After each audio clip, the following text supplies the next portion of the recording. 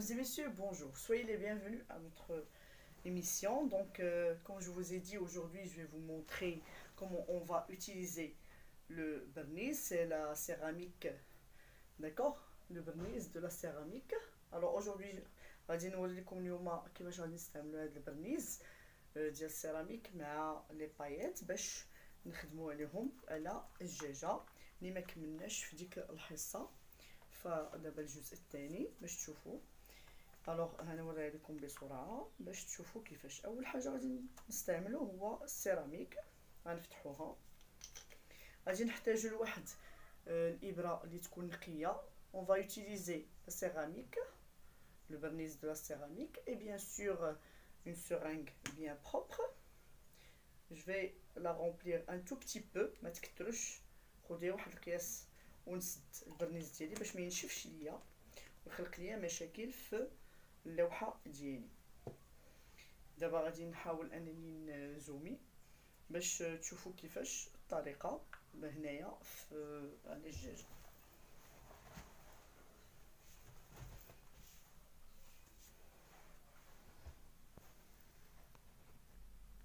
هنا هاهي السرنج ديالنا في هذاك السيراميك، البرنيز ديال السيراميك ديالنا، وها لي بايت. Alors nous avons des paillettes et bien sûr la céramique qu'on a mis dans la seringue.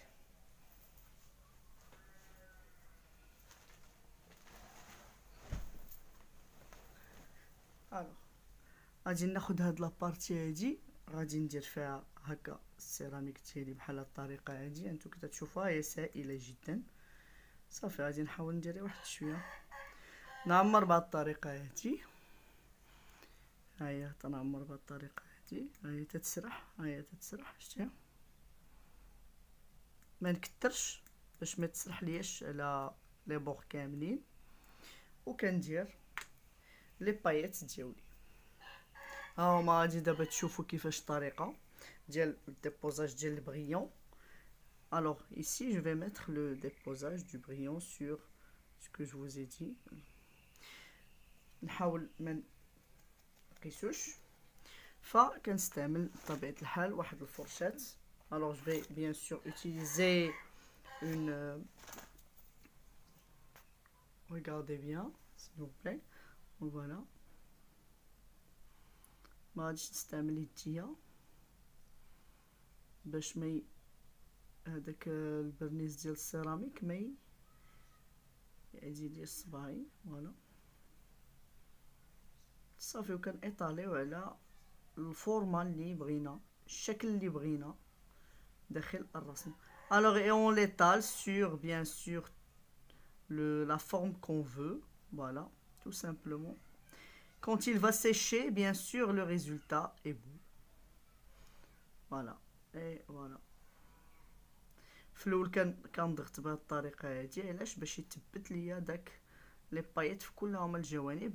من بعد ملي كتحسي بها شويه نشفات كتبقاي كتسرحي بهذه الطريقه هذه. فوالا بهذه الطريقه هذه. طريقه اخرى تقدري انك ترسمي بها على الدجاج باستعمال كي قلت لكم هاد البرنيز ها هو ديال السيراميك وبهاد لي بايات.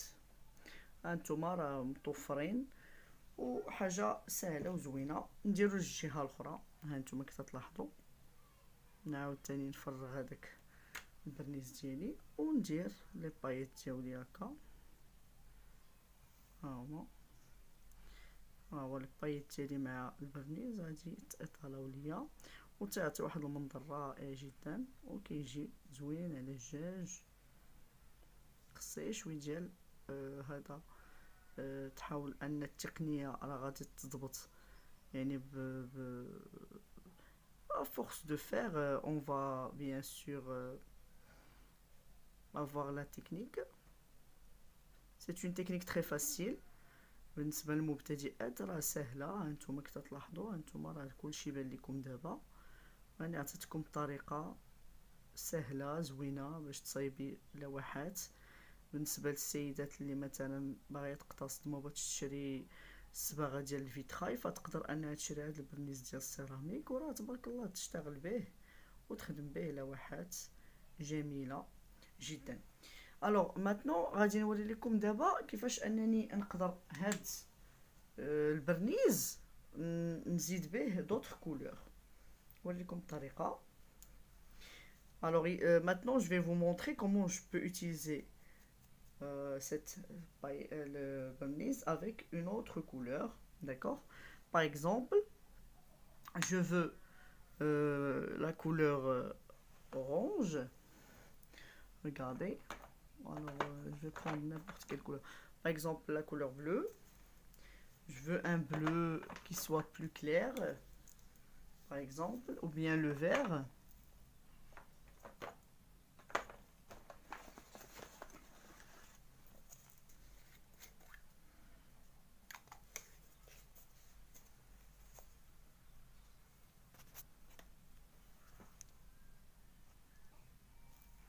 الوغ هنا غادي نوري لكم، ها نتوما كي تلاحظوا غنوري لكم كيفاش ممكن انني نخلط هذيك لا بانتور اكريليك مع البرنيز باش يعطيني اون كولور بحال الرسم ديال هاد الفيتراي ديال البي بي او. الا ما عندكمش متوفر دابا هذا غادي نوري لكم دابا الطريقه كيفاش ممكن انك تحصلي على هاد الالوان مثلا وبهاد البرنيز ديال السيراميك. هاد البرنيز السيراميك هانتي لاحظي معايا غناخد لا بانتور ديالي، اي بانتور هكا عاديه ديك اكريليك ديالي ناخدوها بحال هاد الطريقه هادي. وبطبيعه الحال ديما سورانغ، علاش؟ باش ما نوسخش البلاطو ديالي ديال العمل، كذلك ما نضيعش في هذيك البرنيز ديالي. هانتي غادي نقطر البرنيز ديالي وغادي نخلطو مع ديك لا بانتور اللي قلت لكم اكريليك. ها هي ممكن تاخدوا اي ماركه، هي تكون ماركه جيده. راه الا كانت شي ماركه ماشي زوينه ما غاديش تندمج لكم وما غاديش تنشف، ما تنساوش هادي. الوغ ضروري خصني ناخد شي بانتور اكريليك اللي تكون ممتازه زوينه باش انني نحاول انني نحصل على النتيجه المنتظره وحتى اللوحه ديالتي تكون زوينه، ماشي نقلب على الاقتصاد ونولي مخربه اللوحه ديالي اللوحات ديالي. Alors ici on a ajouté la peinture acrylique, voilà, regardez. Alors on va utiliser ce genre de peinture, je vais vous montrer tout de suite. Voilà, je prends la peinture acrylique, d'accord, regardez bien, voilà, et je vais ajouter, pardon, je vais ajouter, juste nettoyer mon plateau, je vais lui ajouter le vernis, voilà, regardez, pour obtenir bien sûr une couleur comme peinture de vitrail.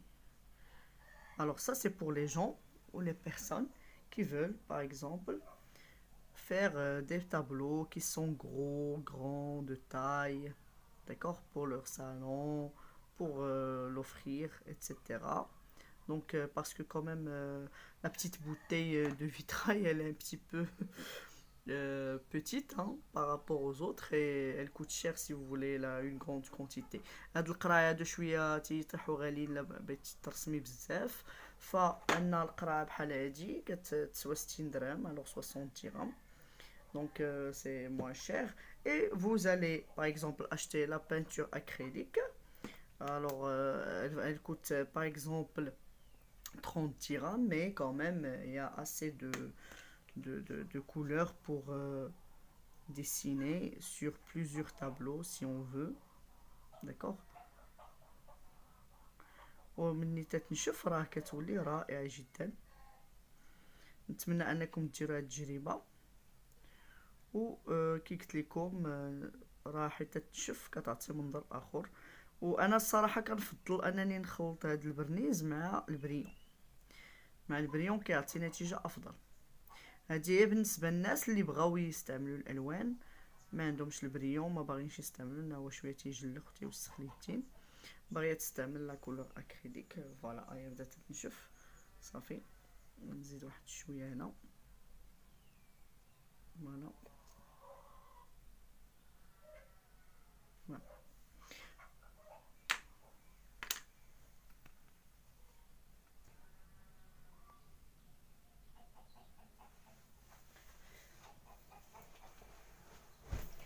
Alors, j'espère que cette technique vous a plu de vernis avec la peinture acrylique.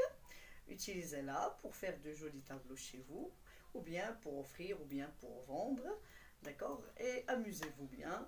J'espère que vous avez aimé. Likez et abonnez-vous à ma chaîne YouTube. سيداتي سادتي نتمنى ان هاد الحصه نالت الاعجاب ديالكم. ما تنساوش انكم تدعموا القناه باللايك وانكم تابوناو.